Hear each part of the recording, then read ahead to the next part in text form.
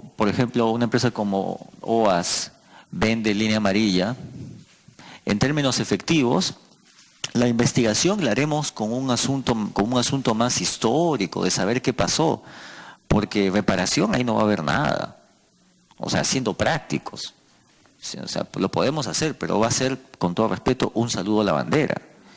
Y si dejamos que pase lo mismo con Odebrecht, bueno, efectivamente, como usted dice, no habrá pasado nada.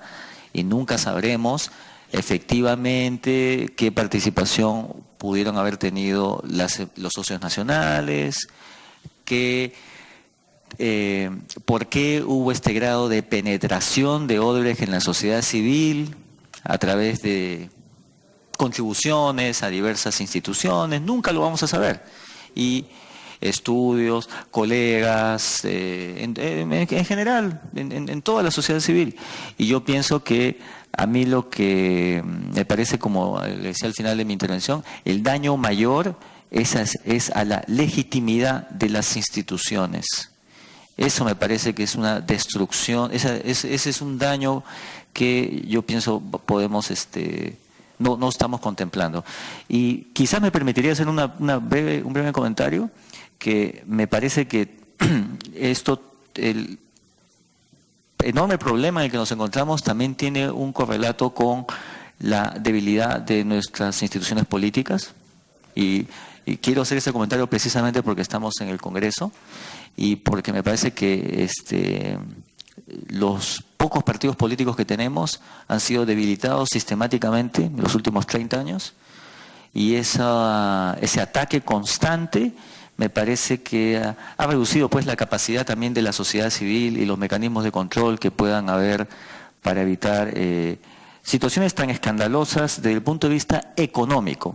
Porque, como bien dice el congresista, no pasa nada en términos judiciales. Pero desde el punto de vista económico, a mí me parece que no tiene que ver directamente con el caso, pero digamos, hacer un gasoducto garantizándole ingresos de la manera en que se hacía a la empresa Odebrecht, y como decía el congresista, incluso con el agravante de que le estaríamos subsidiando sus exportaciones de gas o de energía. O sea, ya es casi como, eso a mí me parece pues que en términos económicos es difícil de entender cómo así gana el Estado, de qué forma. O en el caso de la refinería de Talara, la producción de petróleo hoy es 40.000 barriles, la refinería está haciendo para 95.000. Diversos estimados sugieren que no se va a obtener en términos de valor presente más de 2.000 millones de dólares un proyecto que ya está arriba de los 5.000. Cuando en la provincia de Talara hay peruanos que no tienen agua y desagüe.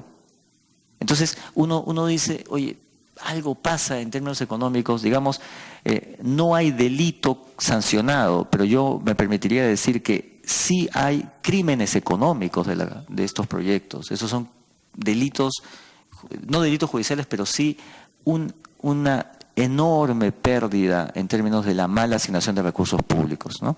Y yo espero que este esfuerzo y esta ventana para dilucidar lo que ha pasado no se cierre, porque nuestro país tuvo un enorme dispendio y corrupción en la época del guano. Ese desorden, ese endeudamiento nos llevó a la pérdida de Tarapacá.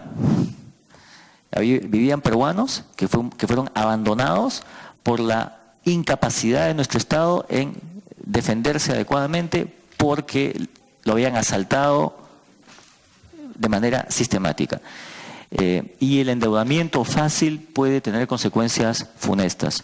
Lo que sucedió en los años 70 con el endeudamiento del gobierno militar, no estoy hablando de las intenciones de ese gobierno, pero ese endeudamiento estuvo a punto de causar un daño irreparable a nuestras instituciones, costó miles de muertos, la ruina económica de los gobiernos democráticos de los 80, y fue, me parece, también determinante en la aparición del terrorismo criminal que felizmente se pudo derrotar.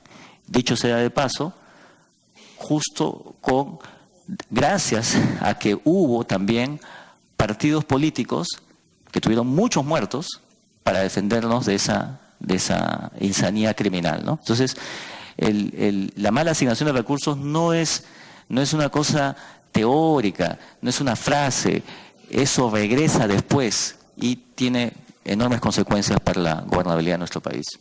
Gracias, señor Mendoza. Congresista Gino Costa tiene el uso de la palabra. Gracias, presidenta. Yo me quiero referir al decreto de urgencia 003 porque el doctor Mendoza ha venido a compartir sus apreciaciones y comentarios sobre el mismo y luego hacer también con él una reflexión sobre cuál debería ser la estrategia, porque el 003 es parte de la respuesta del Poder Ejecutivo a una situación inédita. Y como usted, nosotros también creemos que no es, digamos, una respuesta completa y definitiva. El 003 es una reacción inmediata ante un hecho inédito. Pues se ha dicho acá que esto es lo mismo que en los 90, que en los 80, que en los 70. Corrupción siempre ha habido en la República. Pero un fenómeno como este es inédito. Es decir, ¿y en qué consiste ese fenómeno? Consiste en que una empresa reconoce hechos de corrupción y se compromete a colaborar en brindar información para conocer quiénes fueron los colaboradores empresariales, políticos y demás de esa empresa. Entonces, digamos, definir una estrategia no es fácil. El colega Mulder dice, oye, pero ¿por qué el gobierno es tan blando? O sea, lo más fácil sería la opción panameña, ¿no es cierto? Expropiamos a Odebrecht y le callamos la boca a Odebrecht. Eso es lo que queremos. El gobierno no quiere callarle la boca a Odebrecht. El gobierno quiere la colaboración de Odebrecht para conocer la verdad y la justicia. Y al mismo tiempo, es que no lo sabemos, no lo sabemos. Puede ser que no esté ocurriendo nada, pero ya tenemos un presidente con proceso de extradición y tenemos un segundo presidente y su esposa, que gobernaron el país hace tan solo un año, presos. Y ojalá que sigan presos. O sea, tampoco es que nada está ocurriendo. Pero esta es una investigación que recién se inicia. Entonces, y lo de Odebrecht es fundamental porque 4/5 partes de la inversión, sí. Congresista Mulder.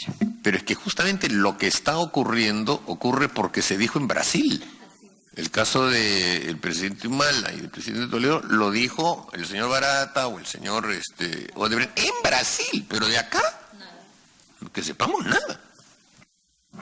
Gracias, congresista Mulder. Congresista Costa, la congresista Beteta también le pide una interrupción. Congresista Beteta. Sí, gracias, presidente, gracias, congresista. Sí, efectivamente, lo que dice el colega Gino, si bien es cierto, todo está hasta aquí, bueno, tenemos un presidente que está con el proceso de extradición, pero ¿cuánto ha demorado? Desde noviembre a la fecha, recién se han contratado a los abogados hace un mes.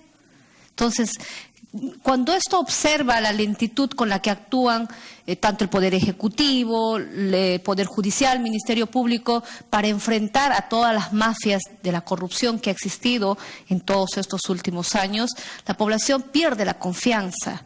Entonces, ¿qué es lo que se tiene que hacer? Es pues tener mayor celeridad. Eso no significa decir que a cualquiera meten preso. No, lo que estamos diciendo es que haya realmente una investigación adecuada. Y por ello usted recordará, y usted también en un momento dijo que se está haciendo un cargamontón al Ministerio Público, cuando lo único pedíamos en esta comisión que nos diga de qué se trataba esos acuerdos. Y ahora sabemos pues que esos acuerdos prácticamente no han servido de mucho, porque hasta ahorita ni las procuradoras ni nosotros sabemos bajo qué términos habrían suscrito un convenio el Ministerio Público con los colaboradores eficaces, y más aún, teniendo en consideración que no solamente es Odebrecht, sino Odebrecht tiene pues cuántas empresas subsidiarias que tienen con el mismo dueño de la empresa, pero con diferentes nombres de las empresas, ¿no? Entonces, eso es la gran preocupación. Y en otros países ha dado efecto porque, y también ahí lo dice el mismo colaborador eficaz y la misma justicia brasilera, que ya no iban a seguir compartiendo información y que se habría paralizado por parte de los colaboradores eficaces, porque el Ministerio Público en esa cumbre que habrían tenido, habrían ellos tomado un acuerdo de buscar los mecanismos legales, ¿no?, de lograr que las empresas puedan colaborar con la justicia, pero a cambio ellos también tendrían que tener de alguna manera un beneficio. Entonces, ahí iba mi pregunta, y teniendo aquí al invitado que nos pueda ayudar, ¿no cree que usted sería importante quizás una iniciativa, así como hay una colaboración eficaz con personas natural, ¿no? No la tenemos con, en este caso, con las empresas jurídicas. Entonces, creo, ¿qué es lo que buscamos? Que Odebrecht se vaya, hemos escuchado decir, no queremos que Odebrecht siga acá, queremos que se vaya o porque tenemos temor que pueda seguir delatando qué funcionarios más habrían estado siendo parte de esta corruptela, o realmente queremos llegar y sancionar quiénes son esos malos funcionarios, que si nosotros logramos esa posición, creo muy bien calzaría teniendo una norma en la cual podamos tener nosotros una colaboración eficaz empresarial, que a ellos les permiten decir quiénes son los corruptos, pero como empresa quizás buscar alguno de los mecanismos para que ellos puedan tener a bien de seguir colaborando con la justicia, a sabiendas que la parte empresarial pueda tener otro tratamiento, ¿no? Más o menos por ahí creo es la solución que podríamos dar y así lograr realmente sancionar a todos los responsables. Gracias, presidente. Disculpa. Gracias, congresista Acosta. Comienzo respondiendo a las dos observaciones que han hecho los colegas sobre que todo viene de Brasil. Entiendo que las delaciones premiadas que han tenido lugar en Brasil en el marco de los procesos de Lavallato en Brasil todavía no han llegado al Perú.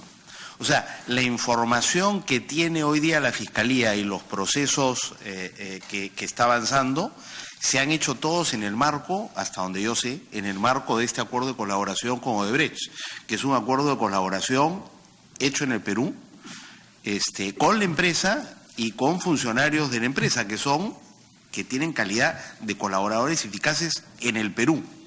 O sea que no es exacto que se está trabajando exclusivamente con información que viene de Brasil, porque esa información no ha llegado, hasta donde estoy informado, Presidenta. Y segundo, sobre la extradición del expresidente Toledo. Habría que recordar lo que demoró la extradición del expresidente Fujimori. Estando en Chile, un país que tiene el mismo sistema jurídico que el nuestro, eso fue por lo menos 2 años. Y la experiencia de todas las extradiciones de Estados Unidos indica que eso no va a ser antes de los 3 años.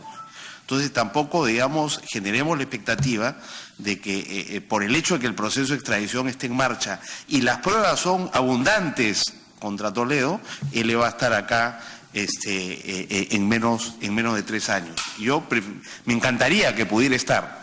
No se me vaya a interpretar, pero digo, la experiencia de extradiciones de Estados Unidos, por lo menos 3 años y más. Esperamos que lo podamos traer antes, pero creo que nuestra responsabilidad es no generar falsas expectativas en la ciudadanía. Yo regreso, digamos, a lo que quería decir, Presidenta, que me parece un poco injusto, ¿no es cierto?, con todo el respeto que le tengo al doctor Mendoza, decir que el decreto 003 expresa una estrategia equívoca que tiene que ser cambiada radicalmente. Se habría que resumir lo que ha dicho y yo me quedo con eso. Ahora, no me parece que esa apreciación corresponda con las preocupaciones que él ha traído, que son preocupaciones que compartimos. Por ejemplo, él ha dicho, ¿no es cierto?, cómo se estima la reparación civil. Y a mí me gustaría discutir un poco eso. Pero estimar la reparación civil, para poder tener un mecanismo adecuado para estimarla, no creo que sea necesario deshacerse del 003. Otro tema que plantea es, ¿cómo estimamos los daños? ¿Qué rol juega el MEF? ¿Se necesita el MEF o basta con la Contraloría General de la República, cuya función precisamente es estimar los daños?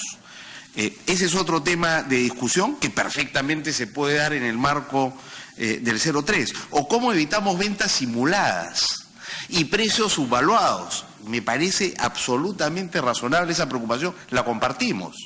Pero para eso hay que deshacerse del 003, etcétera, etcétera. La reflexión suya sobre la ausencia de una estrategia global. Yo sí creo que el 003 es necesario, voy a decir por qué. Ahora, que nos falta una estrategia global, yo creo que sí. Y el 003 es la primera respuesta que damos a un fenómeno inédito porque, entre otras cosas, el Poder Judicial no se estaba actuando como recomienda el doctor Mendoza, que son el nombramiento de interventores, medidas cautelares. No había nada de eso. Y estábamos frente a la venta, ¿no es cierto?, de las nuevas rutas de Lima. Y entonces el gobierno dice, no tenemos ninguna herramienta para asegurarnos de que si Odebrecht sigue vendiendo, nosotros podamos garantizar que tenemos reservada los recursos para la reparación civil. Y esa es la razón de ser Congresista Costa, del 003. le solicitan interrupciones del congresista Castro y la congresista Beteta. No sé si... Ojalá que puedan ser breves, Presidenta. Yo he interrumpido bastante, pero directo al grano, que no sean pues intervenciones largas porque... Gracias. Congresista Castro. Congresista Beteta, tiene la interrupción. Gracias. Sí, solamente voy a ser breve y puntual.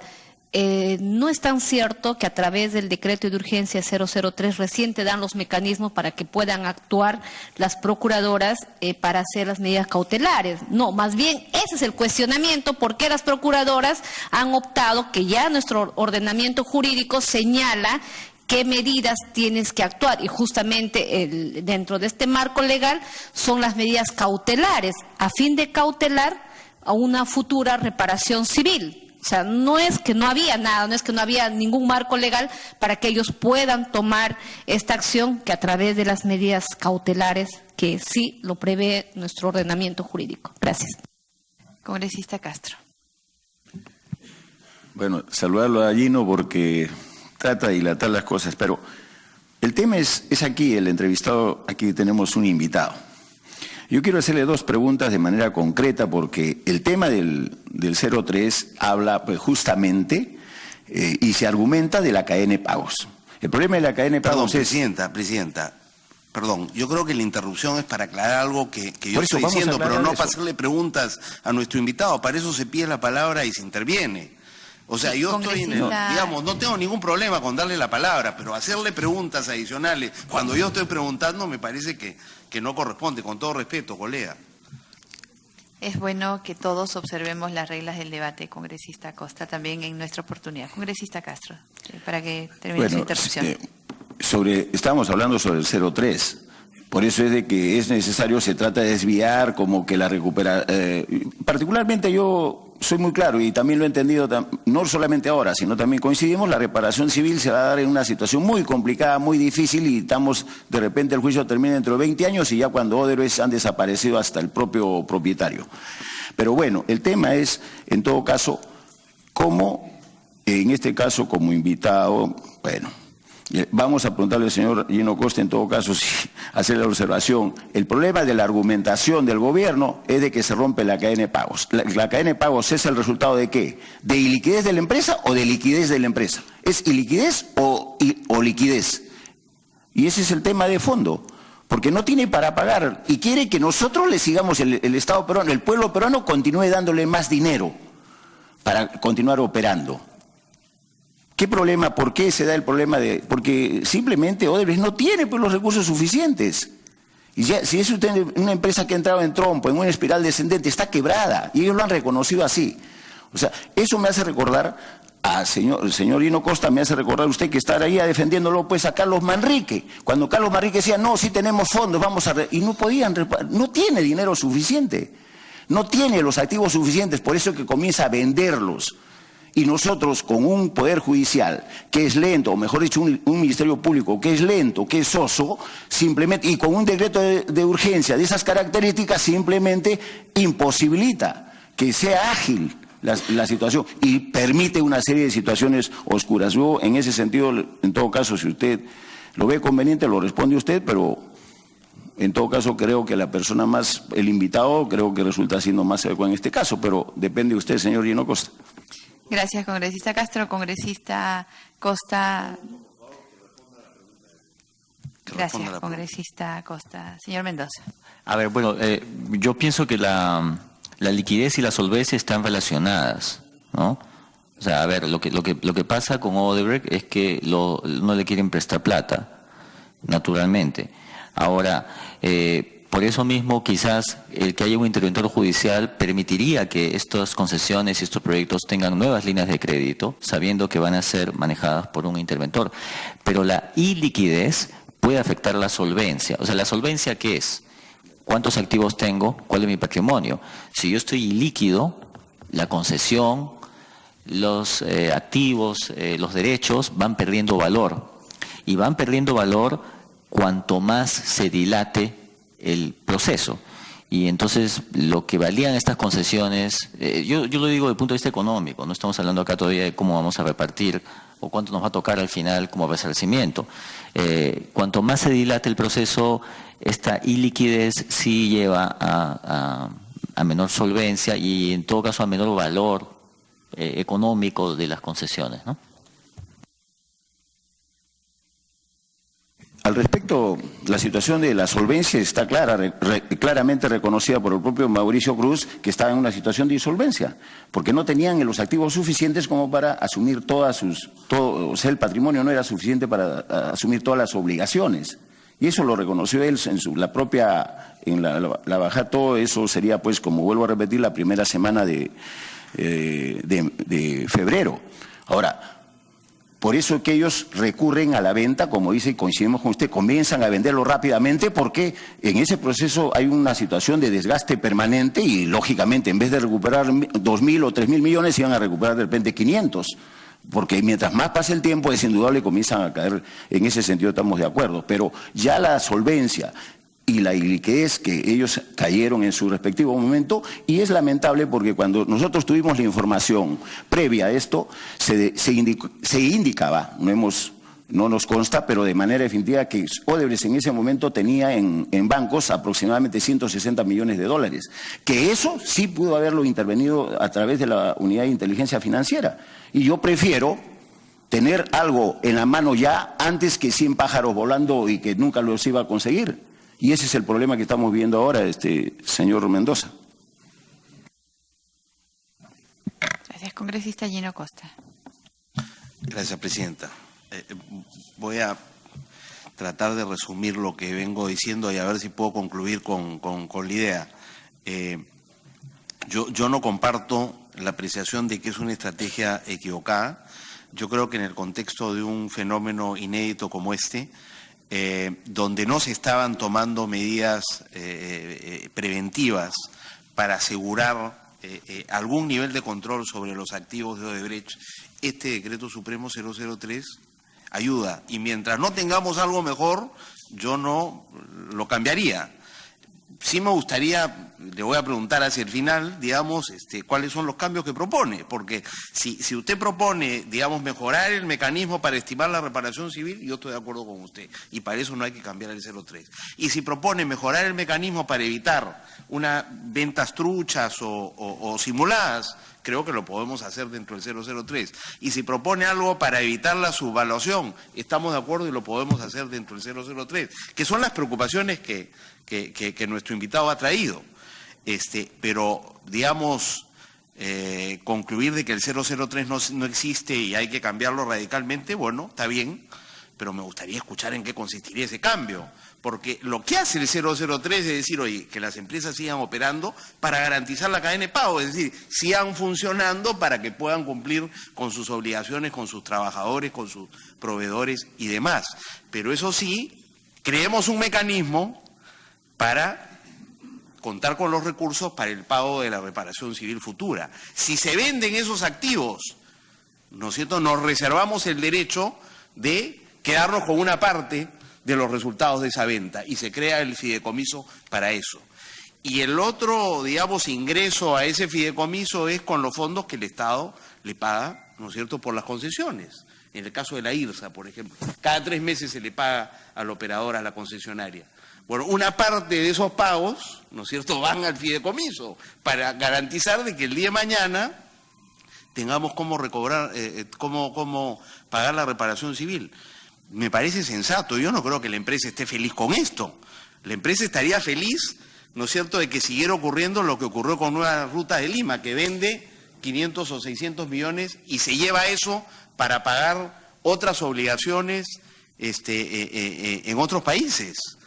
Acá, digamos, se está limitando esa libertad para disponer de los recursos de la empresa y me parece razonable, porque al mismo tiempo, digamos, no es una expropiación que lleva a que esa empresa no pueda seguir operando. Es decir, se garantiza que pueda seguir operando, pero reservando una parte de los ingresos o del producto de la venta para la futura reparación civil. Es decir, yo no veo que hay un mecanismo mejor para lograr eso. Entonces, si nuestro invitado dice que él favorece un cambio radical, me gustaría saber en qué consistiría ese mecanismo que garantice los mismos resultados, es decir, contar con los recursos necesarios para el pago futuro de la reparación civil. Primera pregunta, entonces. La segunda pregunta, me pareció de su primera intervención que usted no estaba de acuerdo con el reformar el 003 para involucrar a las empresas que no han reconocido su participación en hechos de corrupción o no han sido todavía sentenciadas por ello. Empresas sobre las cuales tenemos graves sospechas de participación, pero, digamos, no hay ni un reconocimiento ni una sentencia. Yo entendí que usted decía que había que respetar el principio de inocencia, pero después en su segunda intervención, respondiéndole al congresista García Belaúnde, usted ha dicho que coincide con él en que habría que involucrar a las consorciadas. Entonces, me gustaría una aclaración al respecto y una reflexión sobre lo que significaría, ¿no es cierto?, meter en este mecanismo del 003 a todas las empresas que hubieran tenido algo que ver, ¿no es cierto?, con Odebrecht a lo largo de todos estos años. Y el efecto que eso tendría, ¿no es cierto?, en la actividad económica y en el desarrollo del país, que es, digamos, es una de las variables que contempla el decreto de urgencia, y la otra es la necesidad de atender a las, digamos, a los objetivos de verdad y justicia. Y eso es lo que hace que esto sea, que las soluciones simples no nos conduzcan a nada, porque como decía, el modelo panameño de expropiar es, sino de yo te expropio y bueno, yo no colaboro contigo, y acá se acabó. Se quedarán ustedes en la incógnita de cuál fue la dimensión de la corrupción en el país. Yo les podría ayudar a conocer eso, pero si ustedes me colaboran. Entonces, la tercera reflexión que yo quería hacer es, que me parece muy válida, es decir, ¿cómo estimamos la reparación civil? ¿No? Usted dice que el problema del decreto de urgencia 003 es que nos obliga a estimarla en función de cada proyecto. En realidad, lo ideal sería poder, digamos, estimar la reparación civil global. Pero para eso es muy difícil hacerlo cuando se están iniciando las investigaciones y no tenemos una idea exacta de cuál es la magnitud digamos, de la corrupción en que ha incurrido Odebrecht. ¿Cuáles son los proyectos y qué efecto tuvo eso? No solo cuánto fue el soborno, sino, como usted dice, digamos, fue una obra que sirvió, no sirvió, tuvo utilidad. Digamos, es bien difícil la estimación, ¿no? Pero, insisto, yo no veo que esto sea, digamos, un resultado del 003, sino de la circunstancia en la que nos encontramos, que estamos iniciando un proceso de investigación, no tenemos toda la información que nos permita, ¿no es cierto?, con una certeza decir, oye, este es el costo total de la reparación civil. Y con esa incertidumbre tendremos que vivir. No veo que sea responsabilidad de la manera como se hace el 003, sino de los niveles de conocimiento que tenemos del fenómeno en este momento, y no sé sobre eso qué recomendaciones podría hacer para mejorar con la manera que tenemos para estimar esa reparación civil. Acá usted ha propuesto involucrar al MEF. Yo creo que podría involucrarse al MEF por su capacidad técnica, pero al mismo tiempo corresponde a la Contraloría hacer un estimado de daños, y hay informes de la Contraloría en algunos proyectos donde esos daños están estimados. No sé si en todos, pero quizá la Contraloría es una institución más idónea para cumplir con ese objetivo que el propio Ministerio de Economía y Finanzas. Y si tuviera alguna sugerencia que hacer para cómo evitar la venta simulada o las subvaluaciones. O sea, acá algunos miembros de la Comisión vienen sosteniendo de manera insistente, ¿no?,